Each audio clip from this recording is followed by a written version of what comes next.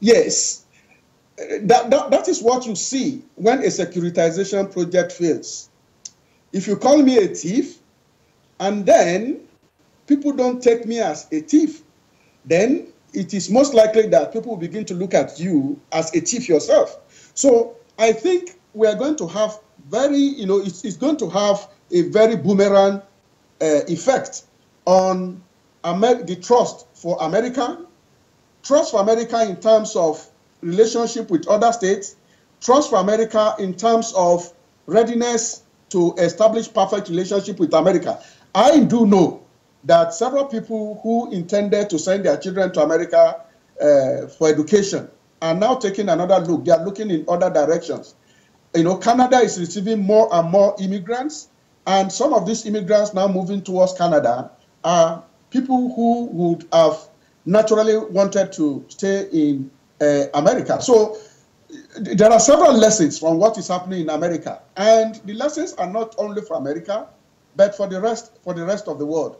And that is why I'm saying, even within America, I don't think the citizens of that country are happy with what is happening. So, and outside America, there are problems. So, Professor, the real concern here, according to the U.S. president, is for the security of American citizens. But you find that these countries, where these countries have fallen under the ban, are already going through some form of crisis or the other. So is it fair that they don't get the opportunity to escape their own reality? And is it fair that the United States is not there as a partner to help them even through this crisis, even though some of it has been attributed to the intervention of the United States in this region? Well, I think for those of us in security studies, we do know that America has the strongest mechanisms for profiling people crossing international borders. So President Trump is not going to be the first person that will recognize the security threats from these countries. Before now, people refugees going into America, pass through very stringent profiling system. Mm-hmm. They pass through very strict, systems that ensured that wrong people did not go into America. Even for those of us who are law-abiding, imagine what we go through before getting our visas. You are profiled, you are considered to be a criminal until you provide evidence to the contrary. So before Trump came, there were mechanisms on ground.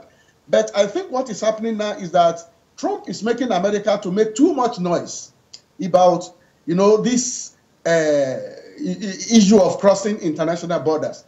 And it's like the noise that this administration is making now is creating more credibility problems for America.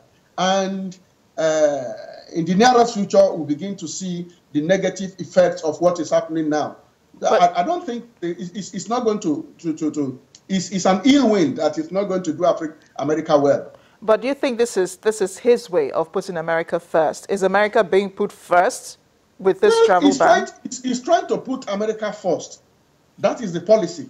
But to me, removing America from the alpha category. Because if America was alpha in the area of protection of human rights, and you are saying you are no longer doing that, it's a minus for American democracy. If America had excellent relationship, secret service relationship with people across the globe, people work for you, and now you are now saying they cannot come into America, then less and less people want to work for America. So we are going to have America, I think, would face several problems as a result of this particular event. Even in the European Union, in the EU countries, I think people are getting a little bit more careful now with relationship with America. But I am very happy that those who are having problems over this issue see it more as a Trump problem rather than an American problem. It's not an American problem. I don't think there is that solid support for this policy within America. Professor, there are 3 African countries that are on that list. You have Libya, you have Sudan, and then you have Somalia.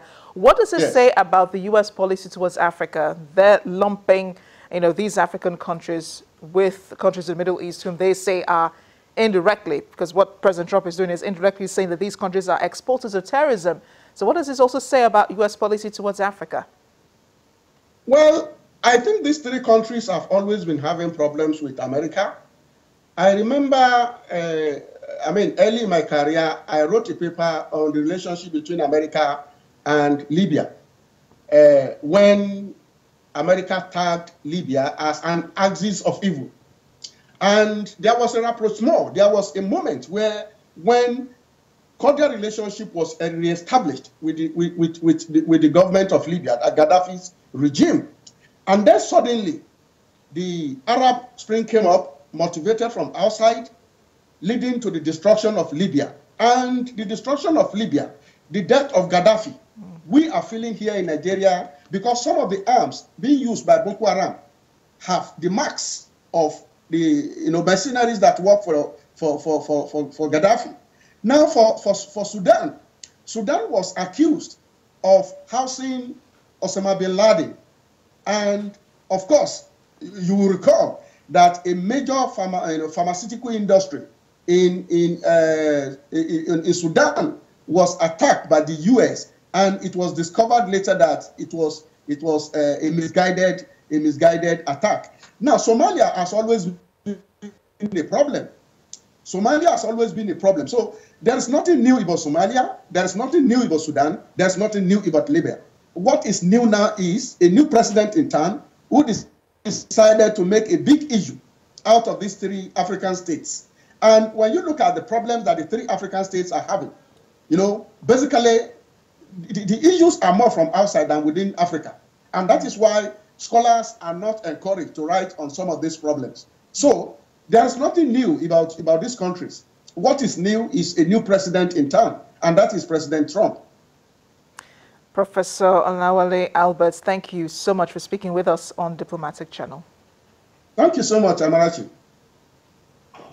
We'll take a short break now. Diplomatic Channel will be right back.